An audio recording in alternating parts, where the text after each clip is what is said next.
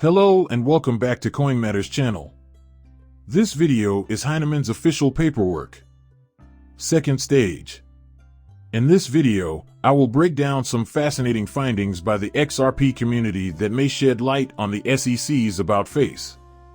When asked if his comments about Ethereum's free pass program reflected his own opinions or those of his employer, Heinemann would not specify. In this video, I hope to show you something that will make you realize what a dire predicament the SEC is in. But there's another fantastic bit that I'd like to show you.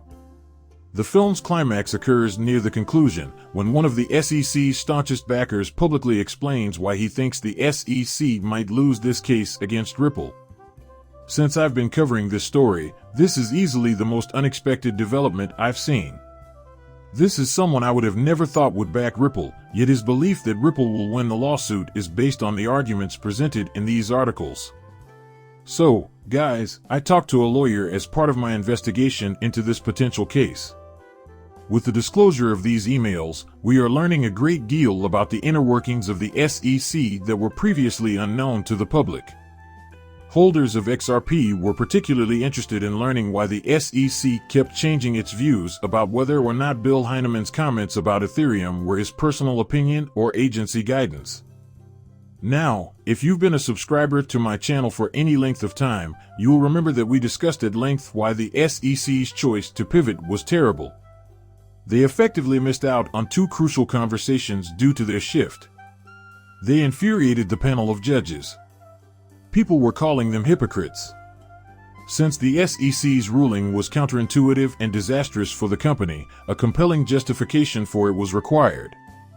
This is completely shocking and will show the insanity that existed behind the scenes, but I want to show you why it happened nevertheless. It is important that you all remember that I am not a lawyer. This is not legal advice, only my understanding of the situation. This leads to the existence of a set of beliefs known as the Chevron doctrine. The situation has been going on for quite some time. It also limits the leeway that government agencies have in interpreting the law. To rephrase, Bill Heinemann's application of the Howey test was an excellent example of how this presented itself. Bill Heinemann was technically allowed to describe it so long as he stuck to the Howey test's factual foundation. Closer inspection of these sources, however, revealed that Bill Heinemann had done more than merely misinterpret the Howey test, he had fundamentally modified it. Yesterday, when going over these emails, we learned that Bill Heinemann had tried to increase the degree of decentralization in the Howey test by introducing a new element. He also brought up the question of how much of an asset a person can keep in the long run. The main target of the attack was Ripple. Therefore, Bill Heinemann broke the Chevron doctrine, which states that a private party may not benefit from a government agency's interpretation of the law. Once I show you what Ashley Prosser said and how it relates to what I'm about to show you, things will start to click into place. Heinemann's testimony, in my opinion. Bill Heinemann's deposition is the source of this information. His speech was clearly intended as agency counsel, as this was shown in the case. Because he went against protocol and included Bitcoin, the agency had to make an attempt to downplay his address as an opinion.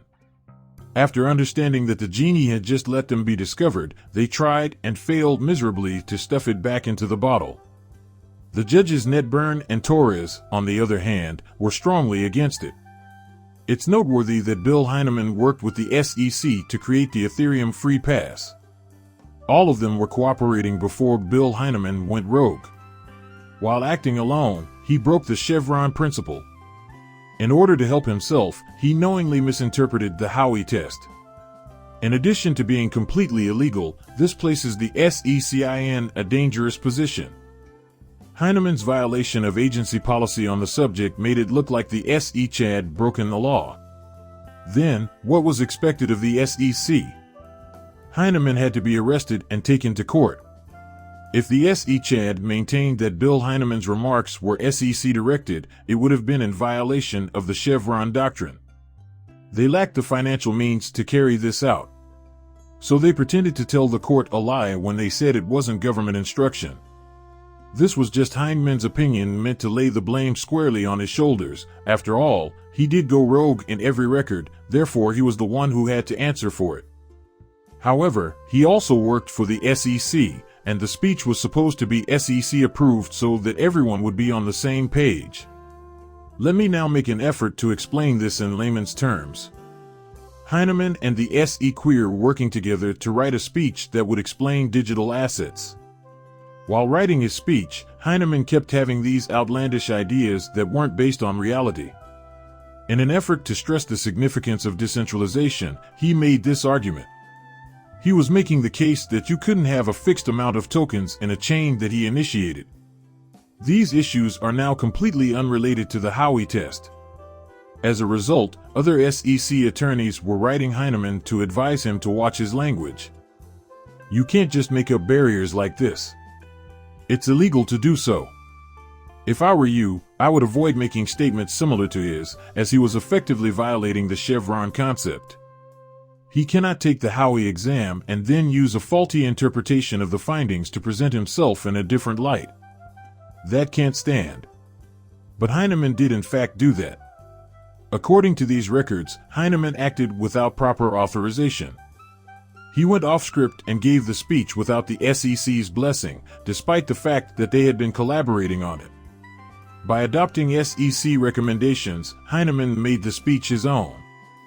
Now the SEC is sitting there thinking, wow, this person just presented a completely fraudulent representation of the Howey test, claimed it was SEC-guided, and now we're on the hook for this guy going overboard because he went to the market and displayed it. The SEC is immediately placed in a precarious position, with Heinemann breaking the law and, in theory, their own name on it. That's why the SEC performed that weird about face when they suddenly had to bring him to trial and then changed their minds. That's simply his own perspective, though.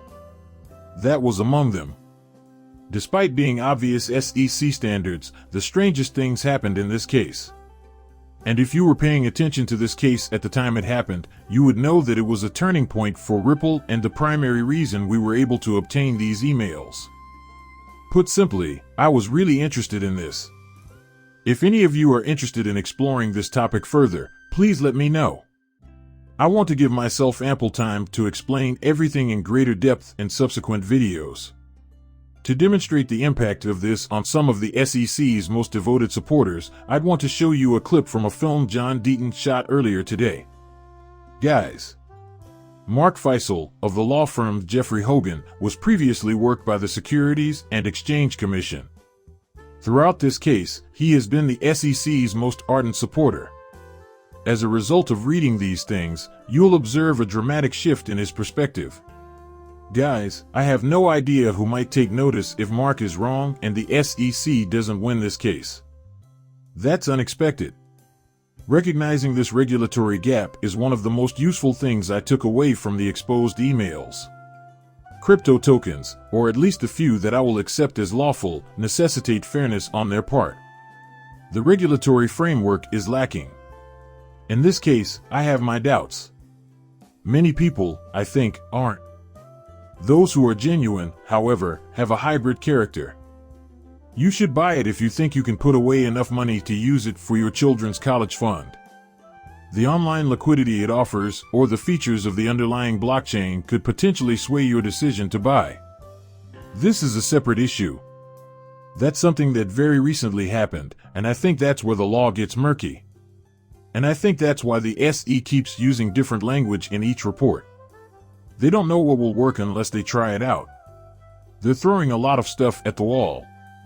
Jeremy, I want to know what you think about everything and if you have any predictions. Sure. In answer, I mentioned that I anticipated the judge will make a decision regarding whether or not to include sales from the time the ADL was established. I felt like that was a convenient way out of the situation when I realized the question was coming up. I'm going to push myself to be more adventurous, even if it's something small like talking over the internet. On the other hand, I think Judge Torres has the guts to admit, you know what, there isn't a lot of case law on the matter. Nonetheless, I will state with 39.97% assurance that an agreement must exist before an investment agreement can be made. Will you be arguing, Mark, that the SEC's motion for summary judgment proves that they have a stronger case and that the $1.3 billion deal should be blocked? Or does that mean she splits the kid up with some of that reasoning Jeremy was talking about? There is a difference between what I think is the better legal case and what I think will really happen, and that's something I think is worth emphasizing. After removing some of the aesthetics and some of the things we have previously addressed concerning fair notice and other difficulties, I believe a court finding as a matter of law that the offering violates Section 5 is the better answer. That's what this court case centers on. To me, the SEC is a legally effective ripple rather than a personally beneficial institution. In my view, the SEC is successful. What do I anticipate will really take place? Jeremy? I now see that, on the basis of summary judgment, I might actually go further. This lawsuit, I think, will end badly for the SEC. If the judge hadn't planned to show at least some of this to a jury, I think the simplest course of action would be to bring it all or most of it before a jury. She made a temporary choice to unseal this part of the record, but it probably wasn't necessary. And I think that's where it'll end up, given the visuals and/or complexity of the case. I have my doubts that the SEC would win such a case in front of a jury. The SEC does not have a stellar record in court. If the judge is required to tell the jury, "Hey, jury, these are the issues, here's your verdict form, and here are the issues you need to decide," then I have some reservations about the Section 5 violation trial. And what does the Section 5 violation verdict form consist of? I just can't imagine the judge putting the jury in charge of deciding. She alleges he broke Section 5 the whole time. The jury gets to determine on the fair notice issue. Just so everyone understands your point, Jeremy. What, you think I actually believe that? I think it's more likely that she'll rule on the Section 5 violation. Since there is no genuine issue of material fact for a jury to resolve in regards to the Section 5 violation, it is, as I have pointed out, imperative that she give a ruling. The dissemination of news releases via Ripple is universally acknowledged. They don't deny being responsible for sending them. In legal terms, what does that mean?